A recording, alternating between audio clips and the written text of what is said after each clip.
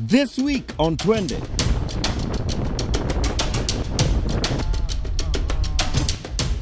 We are in Meru National Park.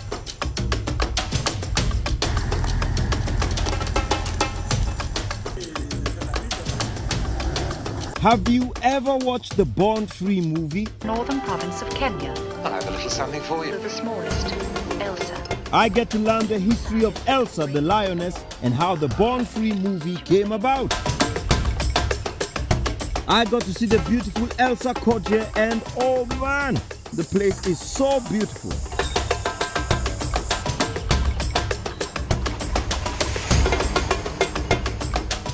And as usual, hapa Twende tukiwa na maji, lazima to dive. I get to swim at the gorgeous pool in the Rhino River Camp inside Meru National Park. I spotted so many animals and ended my day at the camping site enjoying the bonfire and a feast.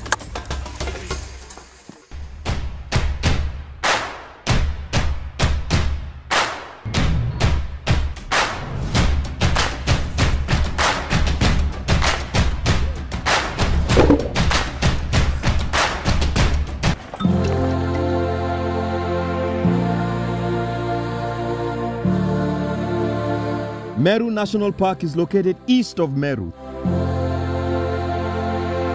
350 kilometers from Nairobi.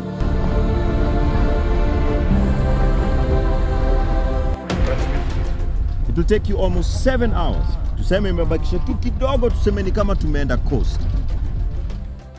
The park was established in 1968 and covers 870 square kilometers of well-watered, dense bush, acacia woodland and green tall grasslands spiked with palms. Hiyo ni shamba kubwa sana.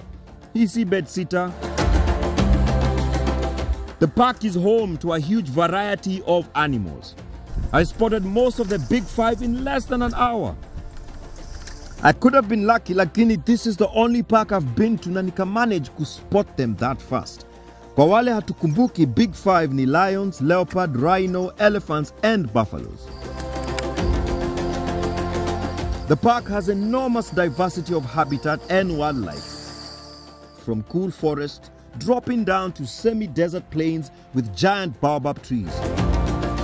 The park has 13 clear spring-fed rivers lined with palms and riverine forest. The rivers around the park are also home to a lot of wildlife. Within the murky depths, crocodiles waiting to pounce on anything brave enough to approach these shores. Inakaa rembo sana ikiota jua, lakini vile unaweza geuka kuwa kitoweo ukiichokoza, huwezi amini.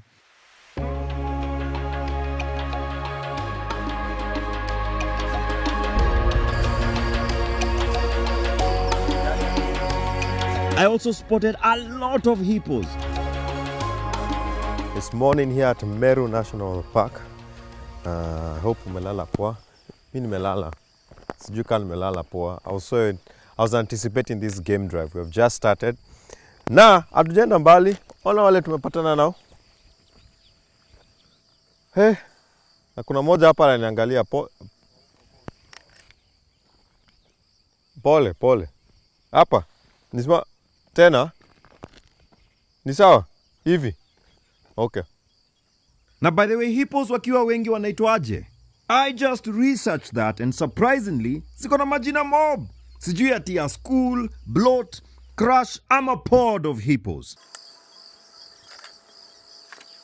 Tuseme tu, me and you have both learned something new today. Aya, tuendelee. This is one of the biggest parks I've been to. It's so big that huwezi zunguka yote within a day.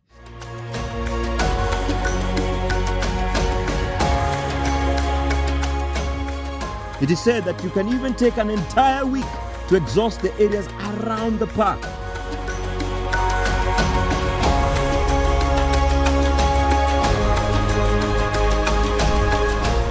The last time I saw an elephant this up close was in Amboseli National Park. Wow, hata ina haraka. We, tungoje hahaine sapite ama itahii. Hata sijui, bora ni elephant. Apart from the big five, Meru National Park is home to abundant bird life, zebras, giraffes, waterbucks, oryx, and so much more. Lakini, why is there no much traffic ya tourists in the park? Ama acha nikuulize, mbona hujawahi enda Meru National Park? The park was almost entirely left for us. So I thought, until I saw one more car with tourists enjoying the game drive.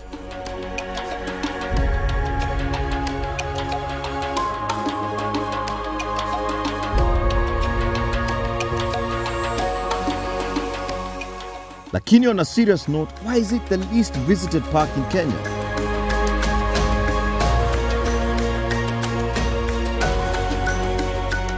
In 80s, 90s, thereabout, Meru was a top tourist destination. The tourists used to come from overseas, all over the country. Wanakuja hapa, both domestic, schools used to flock. And tourists from all over, major travel agents, they used to book Meru as a top destination because of its positioning. From mountain tourism, they come down through to the Meru town and the escarpment and the slopes and the serene environment from Meru to Meru National Park. So what happened? Well, sometimes there was a problem in terms of conflict. We call them conflict. People poaching. That plus the insecurity that comes with it, then the issue of insecurity affected a little bit. But since then, there has been a lot of improvement from 90s going onwards, 80s and 90s, up to date. The security has been really top gear, top priority. That's why you can get the biggest rhino sanctuary at the Meru National Park. And we have so many rhinos, over 100 plus. And we have many elephants as we saw them driving through. So this makes it a secure tourist attraction. The park is also famous for Elsa the Lioness and the film Born Free. And that's another story that we're going to talk about. In 1966, that's when the movie premiered. Yes, and the reason why we tell the story is because George and Joy Adamson spent the early days of Elsa the Lioness between the 1956 and 1961. They spent the time here at like 500 meters from our gate. And that's where they had built Campia Simba. It gained international renown during the 1960s when the adventures of George and Joy Adamson and their hand-raised lioness, Elsa, made cinematic history. Hii kizungu ni mob, wacha tu tuite hii cinematic history ka movie. Sumuelewa? Haya. Na juu mnapenda movie, basi chukua popcorns to watch hii kitu. I am Joy Adamson, and for many years my home has been in the northern province of Kenya, where my husband, George, was senior game warden. One of his duties was to deal with dangerous animals who were a menace either to human life or to crops. And we were on safari in the Baran region, where a man eating lamb had been reported.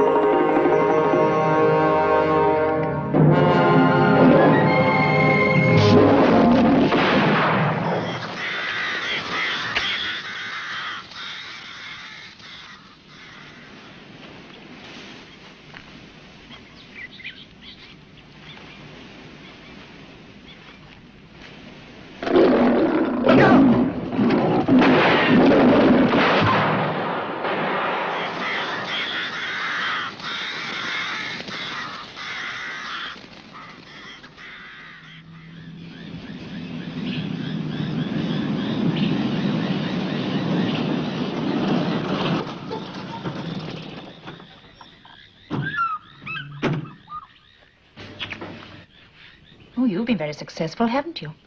Joy, can you spare a minute? Yes, I suppose so. What is it? I have a little something for you.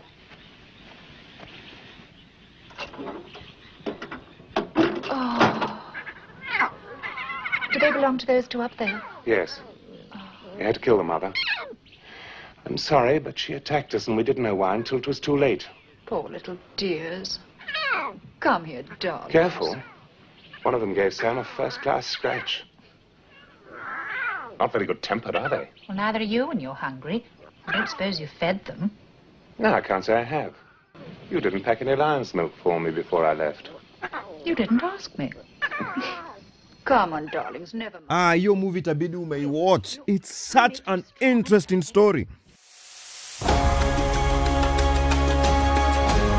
Lakini how did all this begin?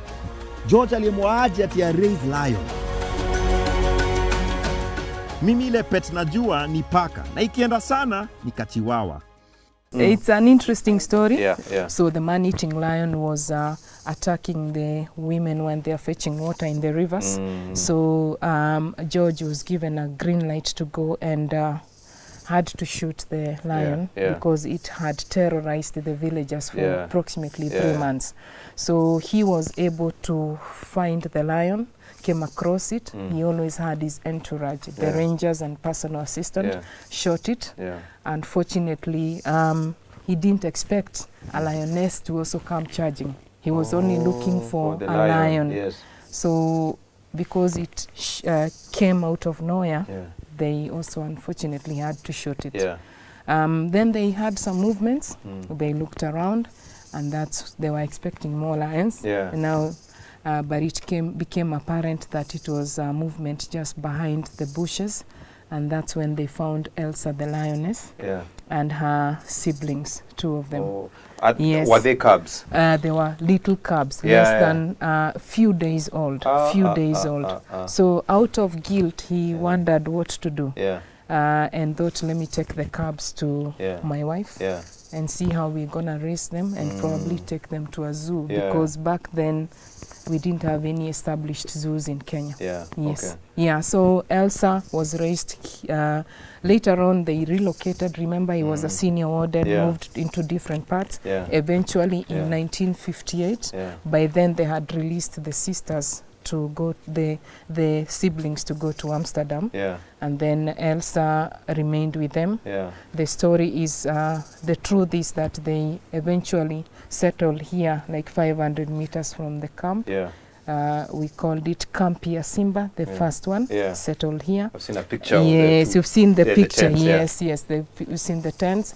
You've seen the photos of Elsa next to our Mugongo Hill. And that's where they would take her early in the morning. The paths you took when we were walking to see the different rooms are the same paths that Elsa, George and Joy Adamson used to take. Kila siku wanaenda pale asubuhi, early in the morning they would do a sunrise.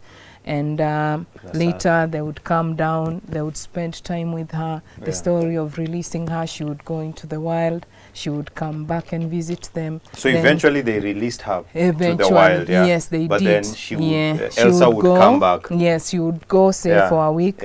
She would come back because they had established a relationship. And that was, and I've seen a tombstone. Yes. So Elsa eventually died. Yes, eventually passed on. By then she had already been released in the wild successfully. And she left for more than a year, came back to visit them with 3 cubs. With 3 cubs? 3 cubs.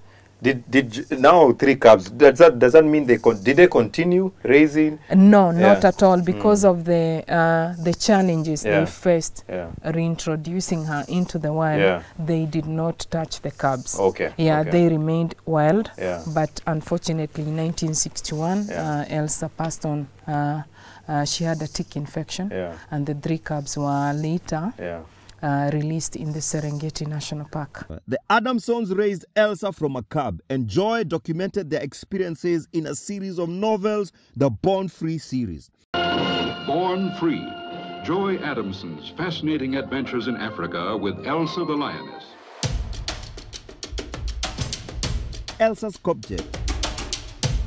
is in the heart of the park where all this happened, and in memory they built a lodge to preserve the heritage of Elsa the lion.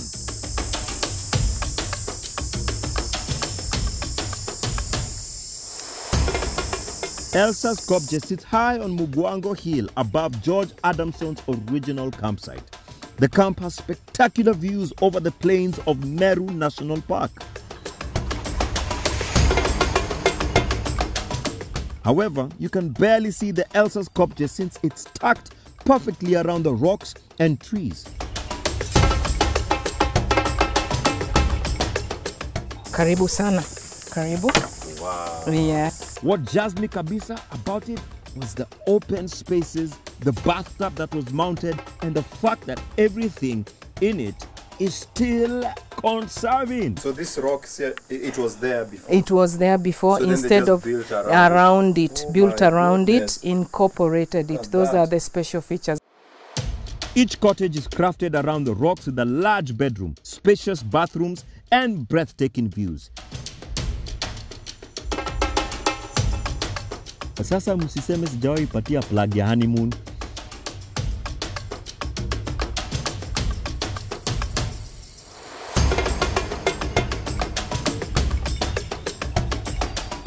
Every picture in the wall hanging has a story to tell.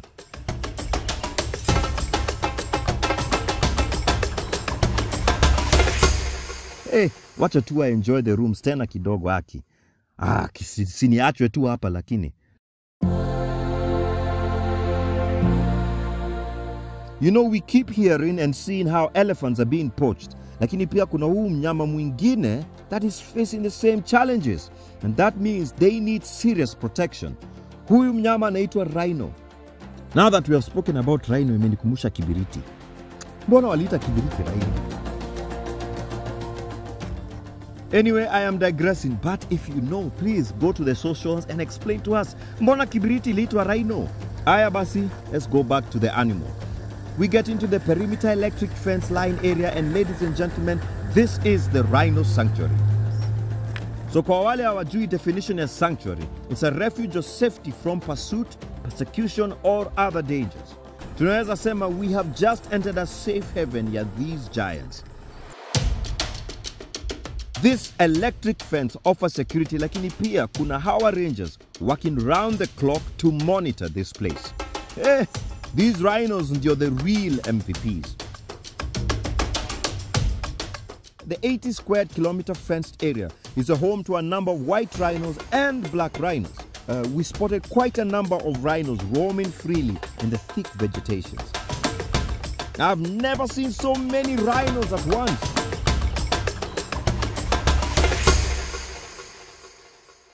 Meru National Park is a unique park in Kenya, whereby people can access with all types of cars. Either you have a 4x4, you have a small car, you can access the park.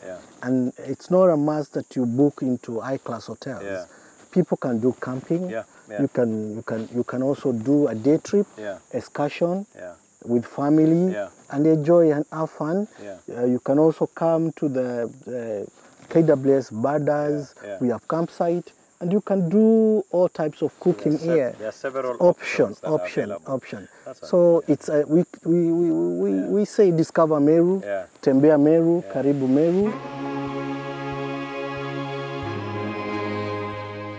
Ladies and gentlemen, guess what? Just outside one of the gates of Meru National Park's Rhino Sanctuary lies a beautiful Rhino River camp. This is the story of how we got to learn about this place. On my usual Instagram scroll, I bumped into a beautiful destination online. Na kama kawaida ilikuwa one of the many things nilikuwa nime-screenshot. I can see you judging me. Hata wewe unakuanga na screenshot zako. Ama zako ni za memes pekee. So when my producer told me tunaenda Meru National Park, the opportunity was right there for the taking. And I sent her the screenshot. Hatukujua iko Meru National Park, but we agreed tukiipata tutapitia. Kumbe iko tu hapa ndani ya Meru National Park. I was given a warm welcome. Rhino River Camp is a collection of 7 tented cottages built above the flowing Kindani River with caramel canvas and grown wood. They're all accessed by forest paths and stretches of wooden decking walkway. Situated in 60 acres of privately owned wilderness, Rhino River Camp is a collection of 7 stylish tents and 1 ensuite tent raised above the Kindani River, ensuring there is privacy and exclusivity. Each tent features a wide bedroom, a bathroom, a wardrobe, and it is surrounded by lush riverine forest. Each room has its own private zen area where you can meditate, reread your favorite novel, or unwind. The very design of it, contemporary with a hint of Africa, offering a chance for you to connect with nature. Whether it's watching the classic African wildlife or going on a bush hike, Rhino River Camp offers endless opportunities for adventure and the perfect space for relaxation. E-Camp iko na many nature trails for you to explore. Na mimi, I got to enjoy dessert and pancake.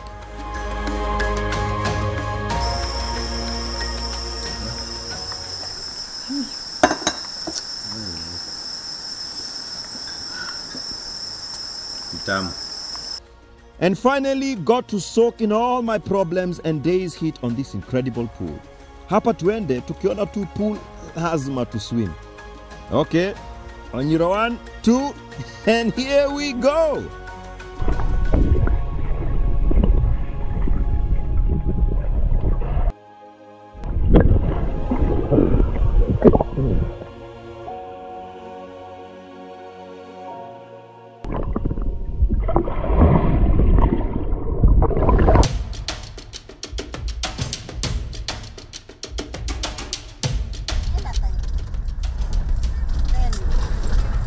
And the day could not just end hivyo tu.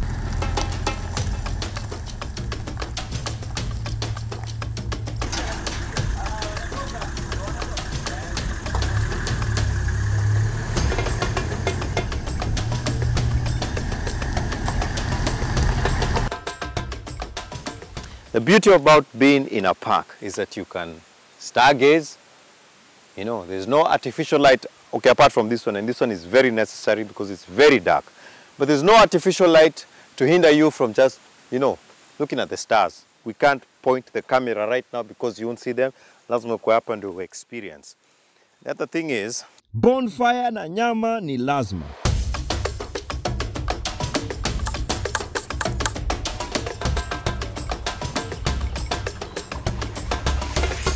And the other thing about camping is that things can come up quickly and also disappear just as quickly. Sasa hapa kuwa na kitu, but construction inaendelea pale, hapo ndo tutalala. Na for now, these are our street lights. Sawa. Mimi nimerudi kwa stars. Usinifuate. I have enjoyed being in Meru National Park. I've learned a lot about Elsa the lion and the history behind the movie Born Free.